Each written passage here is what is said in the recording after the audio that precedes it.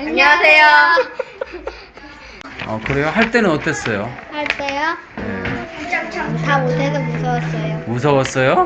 하기 전에는 좀 많이 떨리고 불안했어요. 뭐 틀릴까봐.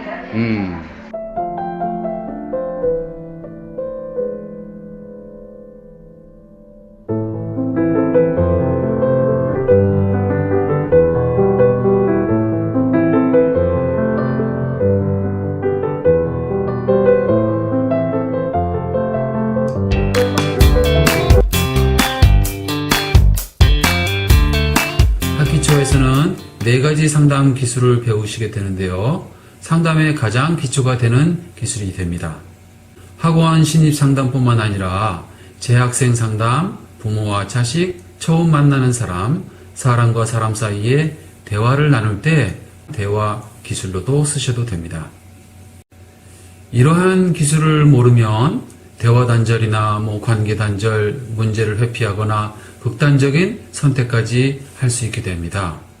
물론 대화를 나누다 보면 이 4가지 상담 기술도 통하지 않을 때가 있죠. 그럴 때는 학실습에서 배우는 나머지 8가지 상담 기술을 쓰시면 됩니다. 그런데 간혹 상담하시다가 대화를 나누시다가 라떼 기술을 쓰시는 원장님이 계시죠? 라떼 기술이 뭘까요? 라떼는 말이야 라면서 자기 자랑, 자기 경험을 늘어놓습니다. 라떼 기술은 심리 상담용어로 자기 노출, 셀프 디스클로저라고도 하죠. 학실습에서 배우는 기술입니다. 상담 기술은 상황에 따라서, 시기에 따라서 적절하게 선택해서 써야 되는데 너무 빨리 써도 문제가 되고 너무 늦게 써도 문제가 됩니다. 만약 라떼 기술을 적절하게 사용하지 않으면 어떻게 될까요? 원장님의 말씀을 거부해 버리게 됩니다. 첫 번째 상담 기술, 경청 기술에서 배우시게 될 내용은 시선 접촉이나 신체 언어, 거리나 위치, 말이나 행동을 반복해 주거나 침묵하는 기술에 대해서 배우게 됩니다. 두 번째 상담 기술은 질문 기술입니다. 질문 기술에서는 개방 질문, 폐쇄 질문, 유도 질문, 복합 질문, 취조식 질문과 같이 다양한 질문법에 대해서 배웁니다. 세 번째 상담 기술은 내용 반영 기술입니다.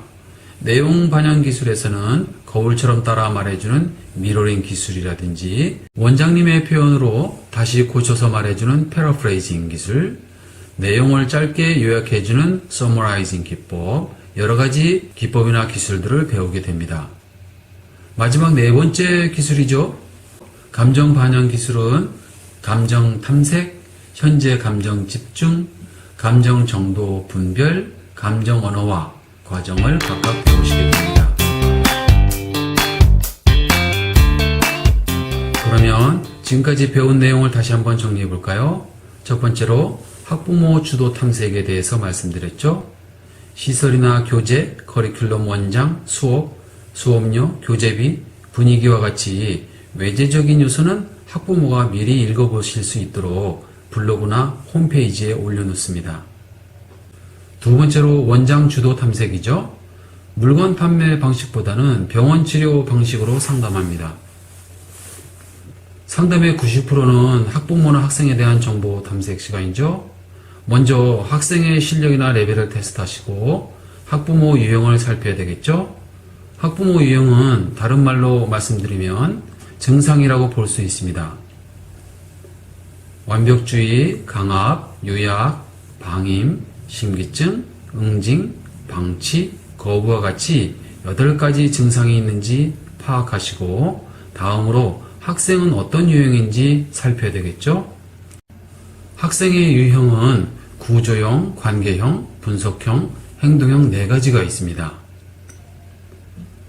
또 학습 적응력이나 사회성, 접근성을 탐색하고 마지막으로 인지적인 문제, 심리적인 문제까지 탐색합니다. 다음으로 학습 상담 방식에 대해서 말씀드렸죠. 학습 상담 방식은 정보 제공이나 설득 방식과 같이 원장님 혼자 말씀하시는 거고 학부모는 묻고 듣기만 하는 강의식 방식이라고 말씀드렸습니다. 네 번째는 심리 상담 방식에 대해서 말씀드렸죠. 심리 상담 방식은 병원에서 의사처럼 원장님이 학부모나 학생에게 묻고 정보를 탐색하는 진단 방식이라고 말씀드렸습니다. 따라서 상담하실 때는 물건 판매 위주보다는 문제 해결 위주로 상담하시는 것을 권해드렸죠. 다섯 번째는 상담의 기본 골격, 정보 탐색의 기본 골격이기도 하죠.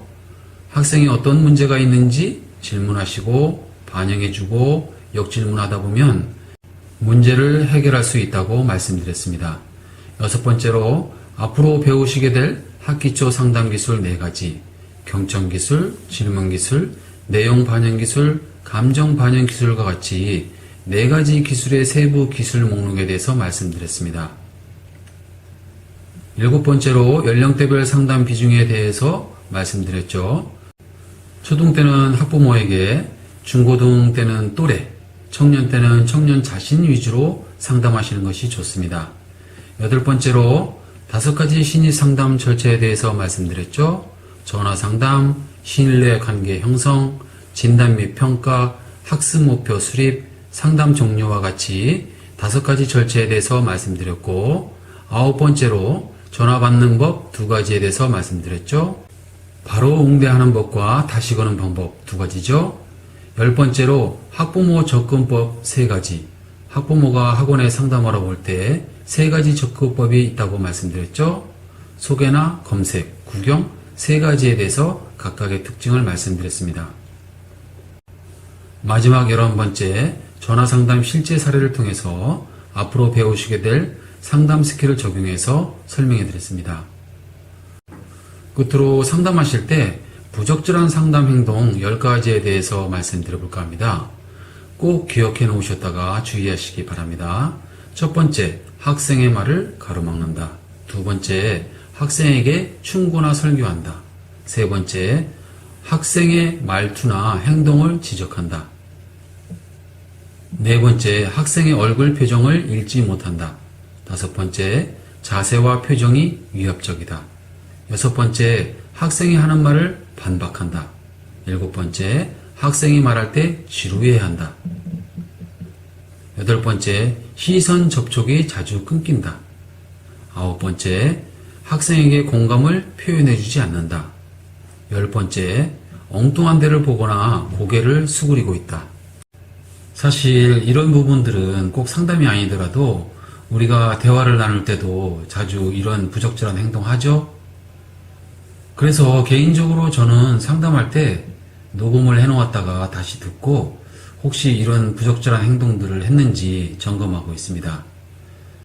그리고 혹시나 해서 학습 노트의 목차와 관련된 동영상 강좌의 시작 시간을 각각 표시해 놓았습니다. 다시 되돌려 보실 때 참고하시기 바랍니다. 감사합니다. 다음 시간에 뵙겠습니다.